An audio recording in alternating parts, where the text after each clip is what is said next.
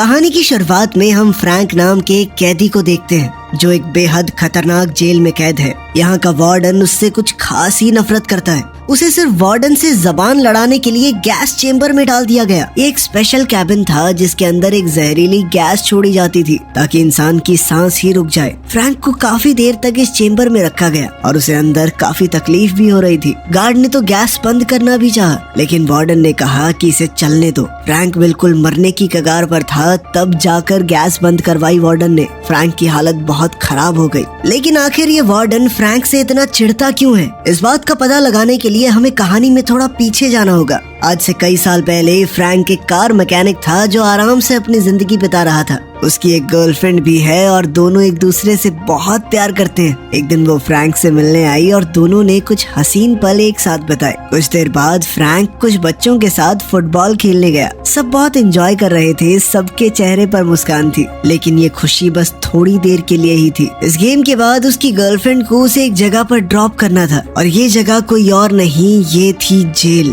दरअसल फ्रैंक एक अपराधी था जिसे जेल हुई थी, लेकिन किसी बड़े या खतरनाक केस में नहीं। उसे एक मामूली सी जेल में रखा गया था, एक ऐसी जेल जहाँ ज्यादा खतरनाक क्रिमिनल्स नहीं होते थे। उस जेल के सभी लोग बहुत ही खुश मिजाज और मिलनसार थे और वहाँ फ्रैंक सबका फेवरेट था। वो कभी कोई रूल नहीं तोड़ता था और इसी वजह से पुलिस वालों ने उसे हर हफ्ता एक दिन घर जाने की परमिशन दे दी थी। दरअसल उसके एक गुरु थे जिन्होंने बचपन से उसे अमेरिकन फुटबॉल खेलना सिखाया था। उनकी फ्रैंक बहुत ज्यादा इज्जत करता था। एक दिन उनके ऊपर अचानक ही कुछ लोगों ने हमला कर दिया। फ्रैंक खुद को रोक न सका और उसने उन गुंडों को पीट पीट कर अधमरा कर दिया और उन्हें इतना बुरा मारा कि कोर्ट ने उसे सजा के तौर पर जेल भेज दिया। और जब उसके इस गुरु की मौत होने वाली थी तो फ्रैंक ने जेल के वार्डन से रिक्वेस्ट की कि वो अपने गुरु से एक आखिरी बार मिलना चाहता है, वो भी बस 1 घंटे के लिए। लेकिन वार्डन ने साफ इनकार कर दिया क्योंकि वो अपने गुरु के पास किसी भी हालत में जाना चाहता था। इसलिए फ्रैंक जेल से भाग गया। अपने गुरु के आखिरी पलों में वो उसके साथ था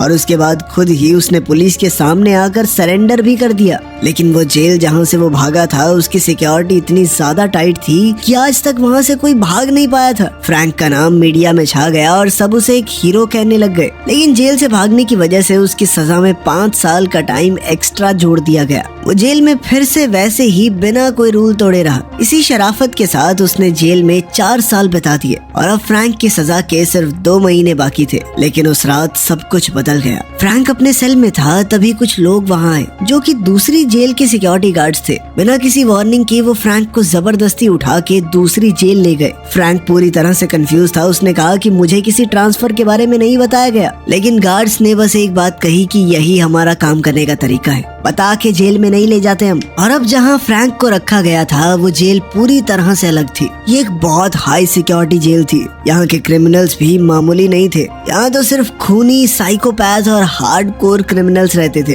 और सबसे शॉकिंग बात ये थी कि इस जेल का वार्डन वही था जिसकी पहली जेल से फ्रैंक भागा था। और हुआ ये था कि फ्रैंक के भागने के बाद उस वार्डन की इज्जत मिट्टी में मिल गई थी। उसे उसके पद से डिमोट भी कर दिया गया। साथ ही उसके साथ काम करने वाले लोग उसका मजाक भी उड़ाने लगे। इसलिए अब वो फ्रैंक से बदला लेना चाहता था।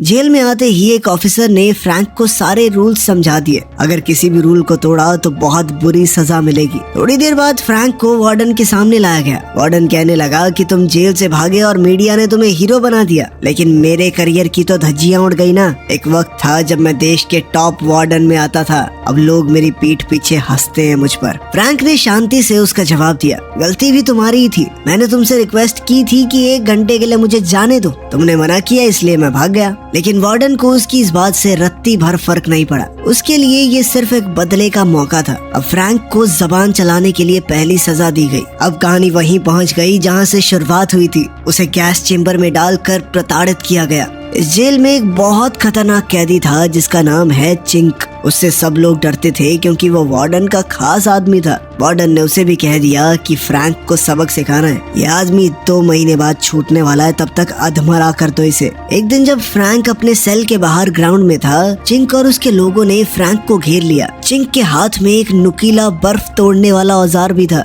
जो किसी को भी एक झटके में मारने के लिए काफी था। लेकिन जैसे ही वो अटैक करने वाला था, एक सिक्योरिटी ऑफिसर वहाँ आ गया। उसने चिंक के हाथ में वो हथियार देख लिया और जैसे ही वो चिंक के करीब आया उसे हथियार के साथ पकड़ने, तभी चिंक ने भीड़ का फायदा उठाकर हथियार को लोगों की मदद से छुपा दिया। ऑफिसर ने फ्रैंक से पूछा कि क्या चिंक के पास कोई हथियार था। फ्रैंक ने कुछ सोचकर साफ इनकार कर दिया, क्योंकि वो यहाँ किसी भी तरह की लड़ाई से बचना चाहता था। वो चाहता था कि मैं आजाद होकर दोबारा अपनी जिंदगी में लौट जाऊं। और फ्रैंक जेल में साफ सफाई का काम करने लगा। तभी उसके पास एक और कैदी आया जिसका नाम था डैलिस। डैलिस ने फ्रैंक से कहा कि जिस जेल से तू भागा था, मैं भी वहीं एक कैदी था। तू वाकई में एक जीनियस है भाई। देखिए, वार्डन तुझे वैसे भी जीने नहीं देगा, हम दोनों भाग निकलते हैं यहाँ से। लेकिन फ्रैंक ने उसे मना कर दिया, क्योंकि उसे भागने की जरूरत ही नहीं थी। 2 महीने में तो उसकी सजा वैसे भी खत्म हो जाएगी। पर फिर भी डैलिस के मन में कहीं ना कहीं था कि हो सकता है कल को ये मान जाए। तो उसने कहा कि मैं तुझे गैराज में मैकेनिक का काम दिलवा सकता हूँ, जिसके लिए फ्रैंक तुरंत ही राजी हो गया। वो फ्रैंक को गैराज में ले गया, लेकिन वहाँ के हेड मैकेनिक ने फ्रैंक को काम देने से मना कर दिया, क्योंकि वो कोई ऐसा कारीगर चाहता था जिसे काम का एक्सपीरियंस तो हो, सब कुछ सिखाना ना पड़े। अब डैलिस ने फ्रैंक को अपना प्लान बताया कि मैं एक ऊपर जाने वाले पाइप में घुसकर भागने की सोच रहा हूँ। फ्रैंक ने उसे समझाया कि उस पाइप के अंदर टेम्परेचर इतना ज्यादा है कि वो जिंदा ही नहीं बच पाएगा। और ये सुनकर डैलिस का चेहरा उतर गया। अगले दिन मेस हॉल में एक नया कैदी आया जिसका नाम था बियनो। बियनो थोड़ा सा भोला था और सब उसे परेशान करते थे। फ्रैंक ने उसकी मदद की और उसके साथ जाकर बैठ गया। बियनो ने साफ कहा कि मैं किसी गैंग में नहीं जाना चाहता। वो दोनों बातचीत कर ही रहे थे कि तभी एक कैदी ने किसी और को उसी बर्फ तोड़ने वाले हथियार से मार दिया। बियनो ये देखकर बहुत डर गया। फ्रैंक ने उससे कहा कि अगर तुमने कोई ग्रुप ज्वाइन नहीं किया तो आज नहीं तो कल ऐसा ही होगा तुम्हारे साथ। जिसके बाद बियनो अब फ्रैंक और डैलिस के ग्रुप में शामिल हो गया। अगले दिन चिंक ने फ्रैंक को एक रग्बी मैच के लिए चुनौती दी और फ्रैंक इसके लिए मान भी गया। और फिर शुरू हुआ एक खतरनाक मैच जिसमें चिंक और उसके लोग चीटिंग कर रहे थे और बार बार गेम के बहाने जबरदस्ती फ्रैंक पर हमला कर देते। लेकिन फ्रैंक एक जबरदस्त खिलाड़ी था और वो पहले से जानता था कि ये कुछ तो गड़बड़ करेंगे। वो उनके हर एक हमले का मुंह तोड़ जवाब दे रहा था। इसी मैच को हेड मैकेनिक भी देख रहा था, जिसने फ्रैंक को गैराज में काम देने से मना किया था। जब उसने फ्रैंक को खेलते हुए देखा तो वो अंदर तक हिल गया। वो फ्रैंक की मेहनत और हिम्मत से इम्प्रेस हो गया। अब वो खुद मैच खेलने उतरा और उसने सबकी धुलाई करनी शुरू कर दी। उसका साथ मिलने से फ्रैंक की टीम ये मैच जीत भी गई। मैच के बाद उसने फ्रैंक से कहा कि तुम कल से गैराज में काम कर सकते हो। अगले दिन फ्रैंक गैराज गया, जहां हेड मैकेनिक ने उसे पूरी जगह दिखाई। वहां एक मस्टैंग कार खड़ी थी, एक पुरानी खराब गाड़ी। मैकेनिक ने कहा कि ये मेरी पसंदीदा गाड़ी है, लेकिन अब इसका इंजन पूरी तरह खत्म हो चुका है, अब ये कभी नहीं चलेगी। जिस पर फ्रैंक ने पूछा कि क्या एक बार में इसे ठीक करने की कोशिश कर सकता हूँ। मैकेनिक ने मुस्कुराते हुए कहा कि अगर तुमने ये गाड़ी ठीक कर दी ना तो तुम जो कहोगे वो कर दूंगा मैं। फ्रैंक ने तुरंत काम शुरू कर दिया। उसने बहुत सी किताबें पढ़ी और इंजन को खोला। उसने पूरी शिद्दत से इस गाड़ी के ऊपर काम किया और कुछ ही दिनों में मस्टैंग का इंजन फिर से चालू हो गया। उसने कार को पेंट भी किया और कार एकदम नई बन गई। अब फ्रैंक गाड़ी में बैठकर उसे चलाने वाला था। बियानो भी फ्रैंक के साथ इस गाड़ी में बैठा। बियानो ने बताया कि उसे गाड़ी चलानी नहीं आती, जिसके बाद फ्रैंक ने उसे ड्राइविंग भी सिखाई।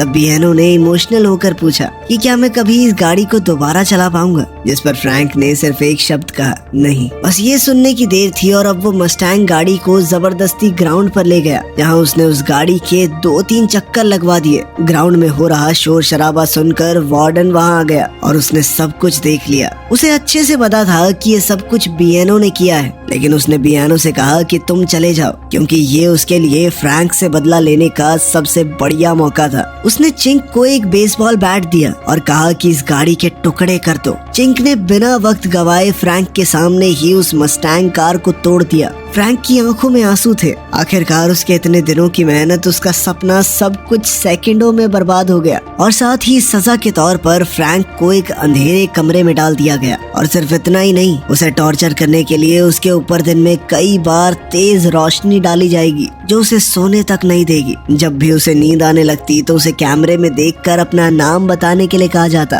फ्रैंक ने सब कुछ सहा और कई दिन तक वो उसी सेल में रहा। उसका मानसिक संतुलन अब बिगड़ने लगा था। एक दिन जब उससे उसका नाम पूछा गया तो उसने गलत नाम बोल दिया। तब गार्ड्स आए और उसे बुरे तरीके से पीटने लग गए। तभी उस जेल का कैप्टन वहां पहुंचा। उसने सब कुछ देखा और सबको उसी वक्त रोक दिया। वो अच्छे से जानता था कि फ्रैंक के साथ बहुत गलत हो रहा है। कैप्टन ने फ्रैंक को वहां से निकाला और तभी उसे पता चला कि फ्रैंक की गर्लफ्रेंड ने उसे कुछ चिट्ठियां भेजी हैं जो अभी तक उसे दी नहीं गई। आज पहली बार उसे वो सारे खत दिए गए। फ्रैंक ने उन्हें पढ़ा। हर एक चिट्ठी में ढेर सारा प्यार था, ढेर सारी उम्मीद थी। फ्रैंक बहुत ही खुश हुआ और उसे महसूस होने लगा कि शायद अब सब ठीक हो जाएगा। अब वो उस अंधेरे कमरे से बाहर निकलकर अपने दोस्तों से मिलने गैराज गया। वहाँ बियानो ने उससे माफी मांगी और कहा कि सजा का हकदार मैं था, मुझे माफ कर दे भाई, मैंने गलती कर दी बहुत बड़ी। इस पर फ्रैंक ने कहा कि इस बात से अब कोई फर्क नहीं पड़ता। मैं इस जेल में 40 दिन बिता चुका हूँ, सिर्फ 20 दिन बाकी हैं और फिर मैं आजाद हो जाऊंगा।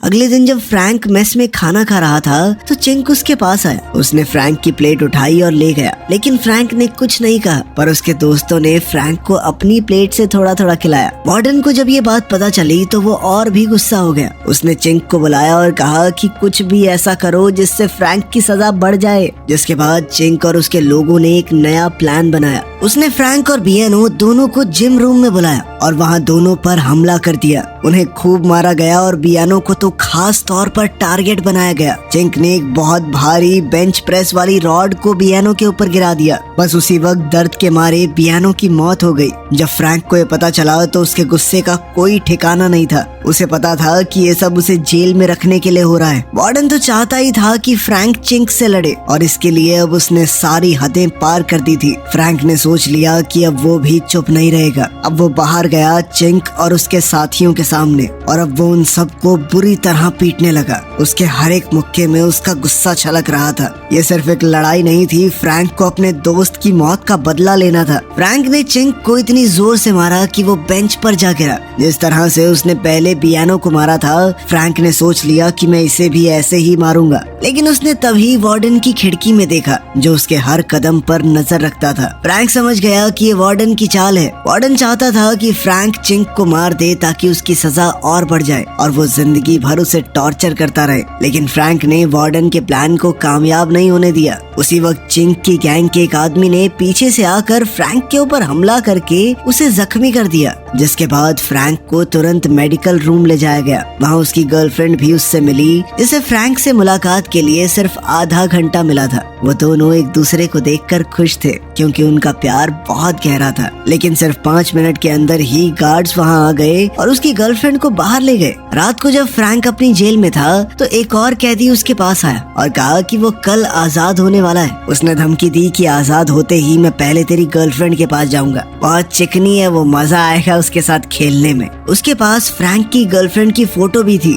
इस बात से फ्रैंक बहुत परेशान हो गया और उसने गार्ड्स से फोन करने की परमिशन मांगी, लेकिन गार्ड्स ने मना कर दिया। तभी डैलिस वहाँ आया और फ्रैंक ने कहा कि मुझे यहाँ से भागना है भाई, जल्द से जल्द। डैलिस ने कहा कि तेरी सजा तो कुछ ही दिनों में खत्म होने वाली है, तो तू भागने की क्यों सोच रहा है। लेकिन फ्रैंक ने बताया कि अगर वो यहाँ से नहीं निकला तो कोई उसकी गर्लफ्रेंड को मार देगा। इसीलिए दोनों ने मिलकर जेल से भागने की प्लानिंग शुरू की।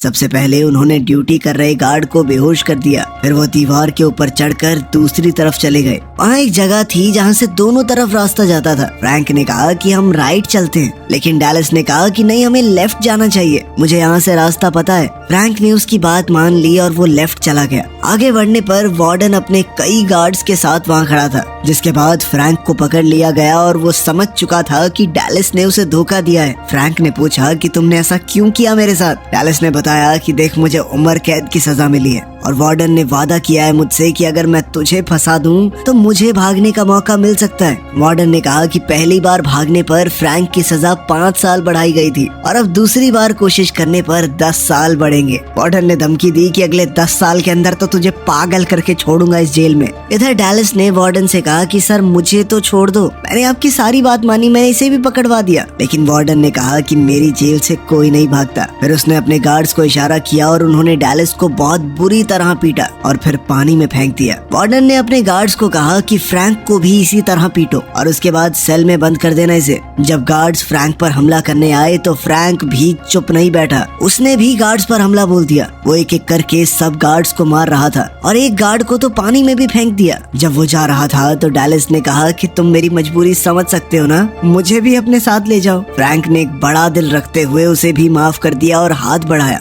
तब पानी में गार्ड ने चेन से फ्रैंक का गला दबाना शुरू किया। तभी डैलिस ने बिजली वाली तार निकाली और कहा कि अगर तुमने फ्रैंक को नहीं छोड़ा तो मैं पानी में करंट छोड़ दूंगा, तुम भी मारे जाओगे, देख लेना। मजबूरन गार्ड ने फ्रैंक को छोड़ दिया। जल्द ही फ्रैंक वहाँ से निकल गया और सब लोग उसकी तलाश में लग गए, पर किसी को समझ नहीं आ रहा था कि वो है कहाँ। वार्डन बहुत गुस्से में था और कहा कि मुझे फ्रैंक जिंदा चाहिए। तभी फ्रैंक पीछे से आया और वार्डन के गले पर चाकू रख दिया और कहा कि क्या तुम्हें लगा कि मैं यहाँ से भाग जाऊंगा ताकि जिंदगी भर पुलिस से भागता रहूंगा ना? मैं ऐसा नहीं करने वाला, कोई जिंदगी नहीं होगी वो। फ्रैंक वार्डन को एग्जीक्यूशन रूम में ले गया और उसे इलेक्ट्रिक चेयर पर बैठा दिया। यहाँ उन कैदियों को बैठाया जाता था जिन्हें मौत की सजा मिलती थी। वहाँ सिक्योरिटी गार्ड और कैप्टन भी था। फ्रैंक ने अपना हाथ टेप से इलेक्ट्रिक स्विच के साथ बांध दिया। सबकी बंदूकें फ्रैंक की तरफ थी। फ्रैंक ने कहा कि अगर तुमने मुझे गोली मारी तो मैं गिर जाऊंगा और मेरे हाथ के वजन से ये स्विच भी ऑन हो जाएगा, जिससे तुम्हारा ये वार्डन भी मारा जाएगा। अब कैप्टन ने सबको रोकते हुए कहा कि कोई गोली नहीं चलाएगा। फिर फ्रैंक ने वार्डन से कहा कि उसे अपने सारे जुर्म कबूल करने होंगे जो भी तुमने मेरे साथ किए हैं। कैप्टन ने भी वार्डन से कहा कि सर बता दीजिए, मरने से तो बढ़िया ही है। वार्डन ने कैप्टन को सब सच बता दिया कि कैसे उसने फ्रैंक को फंसाया था ताकि वो जेल से भागने की कोशिश करे और उसकी सजा बढ़ जाए। वार्डन की चीख निकल गई लेकिन उसे करंट नहीं लगा क्योंकि फ्रैंक ने पहले ही फ्यूज निकाल दिया था। फ्रैंक ने कहा कि मैं कभी भी वार्डन को मारना नहीं चाहता था, मैं चाहता था कि सच सबके सामने आ जाए। इसके बाद कैप्टन ने सिपाहियों से कहा कि फ्रैंक को पकड़ लो और साथ ही वार्डन को भी, क्योंकि उसने अपनी पर्सनल खुंदस निकालने के चक्कर में कई कानून तोड़े थे। इसके बाद फ्रैंक को एक हफ्ते बाद हमेशा के लिए जेल से आजाद कर दिया गया क्योंकि उसने जो कुछ भी किया था वो वार्डन की साजिश थी। वार्डन को नौकरी से निकाल दिया गया और अब उसके ऊपर मुकदमा चलेगा। वीडियो पसंद आई तो लाइक कर देना, चैनल को सब्सक्राइब कर लेना। मिलते हैं अगली वीडियो में।